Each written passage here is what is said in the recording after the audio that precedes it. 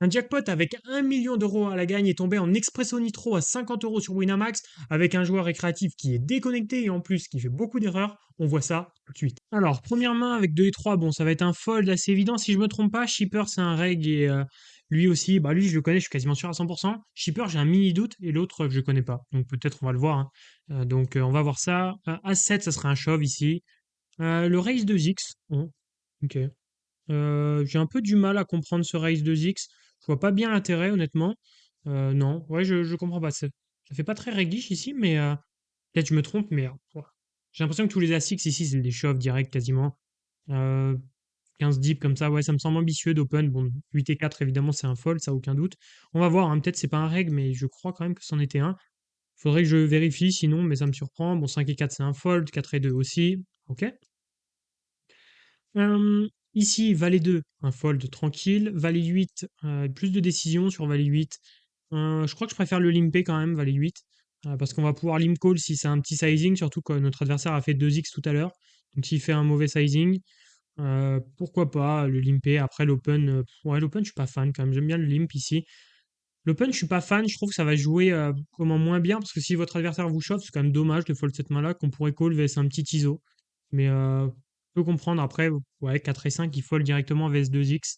Donc ouais, c'est sûr que si notre adversaire a cette capacité de fold, pourquoi pas open un peu plus. C'est vrai que j'aime bien open, mais d'un côté, sur un 1 50 000 € en nitro, j'aurais pas fait ce move-là. Ok. Mais d'un côté, je peux pas me dire que c'est le pire play, d'autant plus quand on voit le résultat, hein. Donc Shipper doit pas être un reg, hein. Déjà, je commençais une erreur, j'ai juste dû le voir sur un autre multi, c'est toi qui m'a fait me dire ça. Comment? Parce que 5 et 4, c'est une défense, mais sauf que l'only, ici, il est censé faire 2,5 en fait, avec ce combo-là, plutôt. S'il veut open, même si je préfère toujours le limp perso. Mais après, quand on voit qu'il fold de 4 et 5 vs 2x, évidemment, le 2x devient le meilleur play sans aucun doute. Donc s'il avait l'info, super bien joué de sa part, honnêtement. Parce que ouais, le résultat est exceptionnel là. Parce que vraiment, Shipper est censé défendre ce 5 et 4 off, mais VS 2.5. Alors imaginez VS 2X, comment il est censé le snap call. Grosse erreur. Ok, As-Dame ici, je l'aurais open quand même, je pense. Est-ce que je préfère l'open ou shove? Ouais, j'aime bien les deux, mais bah, du coup, on sait qu'il y a un récréa ici, je préfère open dans l'idée. Mais le shove me dérange pas trop en réalité, mais l'open me va. Shove standard, le fold de valet 9. Et par contre, ça va être un énorme coup, c'est infoldable ici. Allez, on va voir qui va le gagner. Est-ce que le récréatif va avoir un petit peu de chance? Bon, j'espère que c'est un récréatif et je dis pas n'importe quoi, mais vraiment, ça me surprendrait sinon. Et la river, est-ce que ça va être une dame? Pas de miracle, ça sera Shipper qui sera en HU. Peut-être on aura des infos en HU du coup sur lui, ou même s'il lui reste une blinde à l'unlim, mais ça va être difficile de revenir. Shipper ici, il doit shove. Ça sert à rien d'open parce qu'il va se retrouver contre Nirple ici, mais qui va jamais en fait avoir aucune range de call vs 2x, donc ça sert à rien. On pourrait presque envisager le limp si on veut trap, mais c'est tout. Surtout pas l'open, donc soit un shove, soit un limp, mais j'aime pas trop le limp dans cette situation-là parce qu'il va avoir aucun side pot, donc Shipper pourra pas bluffer, va pas pouvoir profiter de la position, beaucoup moins en tout cas. Donc moins intéressant, je préfère le shove directement, ça me va. Et pas de surprise. Ok. Passons sur ce valet 7 suité. Valet 7 suité, bon, si c'est un créa, je lui conseille vraiment de shove sans se poser de questions. Sinon, est-ce qu'on peut envisager le limp? J'aime pas trop le limp call, valet 7 suité. Je pense que je préfère le shove directement. Le limp call est pas top hein, quand même contre le field. Alors même contre un raid, je trouve qu'il est pas top. Euh, non, valet 9 suité, pourquoi pas commencer à limp trap ces genres de combos si vraiment on sent que notre adversaire chauffe trop, mais là c'est pas possible. Ça serait un shove direct. ISO tier stack ou voire Mipo presque. Bon, ça c'est très très bien joué. Comment c'est ce que j'aurais fait. J'aurais même fait 3 blindes perso pour aller chercher plus un ISO vraiment tier stack, plus s'orienter parce que là c'est assez cher, mais ça me dérange pas en fait. Ça changera pas grand chose. C'est juste on fera le sizing qu'on estime que Shipper est le plus capable de call avec tout et n'importe quoi. Donc s'il estimait que c'était 3.5, on le comprend. Ok. Ici, il faut limper, très clairement, et je pense que c'est ce qu'il va faire parce que presque une main qu'on pourrait shove, hein, parce qu'elle sera rentable à shove, mais est-ce qu'on n'a pas envie de jouer post-flop contre lui? Si, bien sûr que si, sur un million, donc je vais le limper, moi. Très bien. Puis il va pas assez nous shove pour nous punir.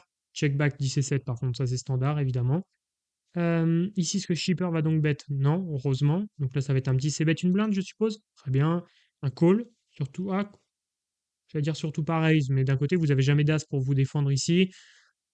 10 et 7, ça me semble pas le meilleur combo pour le faire, mais 10 et 9, ça peut être check raise ici, hein. Oh, ouah, on en voit des choses, hein. Là, le fold ici, mais c'est même pas un désastre, là, hein. C'est même pas un désastre, c'est. catastrophique parce que dites-vous que là, ça veut dire que jamais il call, à part 10 et 4. Parce que As-4, il shove, As-10, il le shove, tous ses As, il les shove, donc il se retrouve avec peut-être, allez, Dame-10 qui va call. S'il le call, on ne sait pas, parce qu'il faut le 10 et 7, donc pourquoi il callerait Dame-10? Valet 10, 10 et 9, et c'est tout, quoi. Après, 10 ça devient 10 et 8, 10 et 7, donc ça veut dire qu'il fold de tout. Là, honnêtement, il faut call, mais même VS un 3 barrel, ce 10 et 7, on le lâche plus, on peut pas le lâcher. Sauf peut-être sur un valet de carreau, puis un roi de carreau. Voilà, mais c'est tout, quoi, hein. Sinon, c'est infoldable maintenant, là. Waouh, terrible. Ici, 10 et 7, ça va être un shove, je pense, quand même. C'est le plus simple. Surtout, un récréa, il devrait shove. Waouh, terrible. La passivité, comment? Nirple mérite vraiment de comeback ici. Parce que vraiment, il a vraiment moyen de comeback en plus, je pense. Il limpe très bien ce valet 4. Bon, ici, 8 et 3, faut check back. Sur ce flop, bah du coup, Nirple devrait s'ébet 100%, mais bon, il n'a pas l'info, hein. Mais maintenant qu'on a l'info, on doit s'ébet 100% hein, contre Chipper, parce que s'il fold ses meilleures mains dans des spots, bah, donc on doit s'ébet tout le temps. Là, évidemment, je me doutais hein, qu'il allait pas s'ébet sur un board aussi drawy, entre guillemets, et qui touche autant la range de Shipper. Mais et avec troisième paire, ça fait pas de sens. On aurait pu bet assez cher nos meilleurs 9 et peut-être nos meilleurs 6, mais c'est à peu près tout.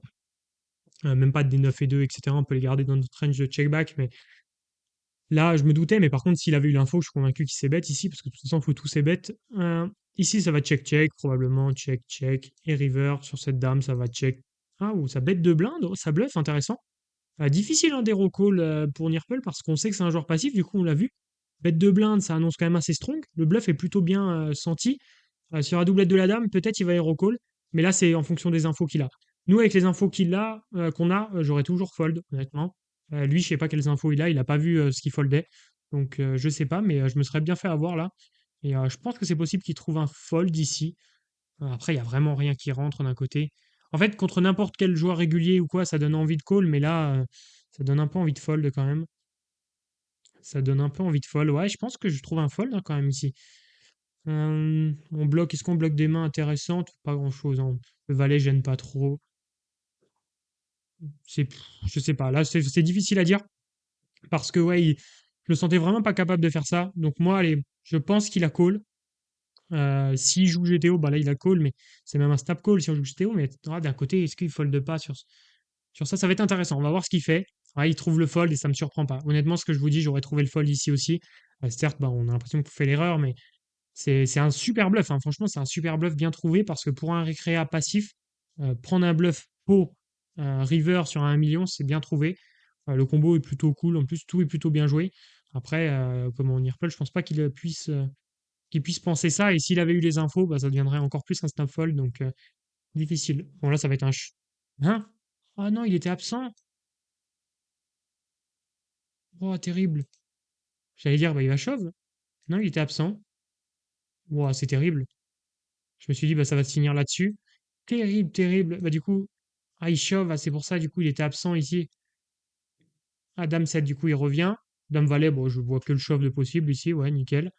Fold, bon, Dame 7, hein, c'était un shove hein, ici, évidemment. Peut-être il a pas eu le temps, mais en vrai, c'était un shove ici. Valet 9. Valet 9, on peut le limper. On peut shove, on peut faire les deux. Là, pour le coup, il nous a montré aucune agressivité. J'ai bien envie de limper. Sinon, de base, c'est clairement un shove. Ça va dépendre. Ok, après, peut-être il est re-absent, donc on sait pas trop hein, si Shipper est re-absent. Ouais, surprenant comment ça se termine, du coup. Bah là, c'est un shove, Dame 7. Oh, il fold encore, terrible. Et là, 10 et 10, c'est un limp là, tous les jours par contre 10-10 parce que Shipper joue aucun coup, chauffe jamais, donc on peut pas se permettre ça. Donc on limp. Il ISO 3x. Ah, VS un ISO 3x, on a presque envie de just call parce on a envie de lui laisser le moindre bluff qu'il a. Après, on peut même pas estimer que Shipper a des bluffs dans ce spot. Ça paraît fou qu'il ait 10 et 7 ici, vu le profil. Donc on peut shove par-dessus, mais c'est vrai que s'il a des 10 et 7, je préfère call évidemment. Ok, il shove. Et est-ce qu'il va avoir un 7 qui va tomber, un deuxième set? Attention, ça va être compliqué, mais il en reste dans le paquet. Et du coup, il split avec. Ouais, sur des rois. Hein, sur des rois, il split. Attention, pas de surprise. Pas de surprise, malheureusement, mais bon, il a eu des décos, je pense. Mais par contre, ouais, ça aurait pu se terminer très vite sur ce As-3 vs As-6. Hein, c'était un snap call. Waouh! C'est fou, ce spin quand même, c'est assez fou. On a vu des grosses erreurs hein, du côté de Shipper quand même. Donc on était sur un reg et l'autre potentiellement un reg. Après, il y a des sizings qui m'ont moins plu, comme par exemple celui-ci de sizing ici. Le 2x, après, ça lui a donné raison, donc c'est potentiellement un reg en réalité. Parce que ça lui a donné raison, c'est pas trop un play de récréatif de faire 2 blindes avec valet 8 ici, alors que le combo est pas si mal choisi. Le résultat est plutôt bon contre cet adversaire passif, donc s'il sait que c'est passif, en vrai, ça devient un 2x. Donc non, non, c'est potentiellement un régulier aussi ici. On n'a pas assez d'infos, mais c'est potentiellement régulier. J'ai bien aimé comment il avait joué dans la globalité. Merci d'avoir regardé cette vidéo. Pour ceux qui veulent progresser au poker et continuer de s'améliorer après cette vidéo, n'hésitez pas à aller regarder la description. Il y a plusieurs liens qui vont pouvoir vous offrir soit une formation offerte, soit des outils gratuits pour progresser au poker, comme des tableaux de Nash par exemple, et aussi évidemment un appel gratuit avec moi si vous voulez discuter de votre projet poker pour pouvoir évoluer plus rapidement. De mon côté, je vous laisse ici. Merci de l'avoir regardé. J'espère vous avoir appris pas mal de choses et vous avoir un petit peu diverti. On se dit à plus. Ciao.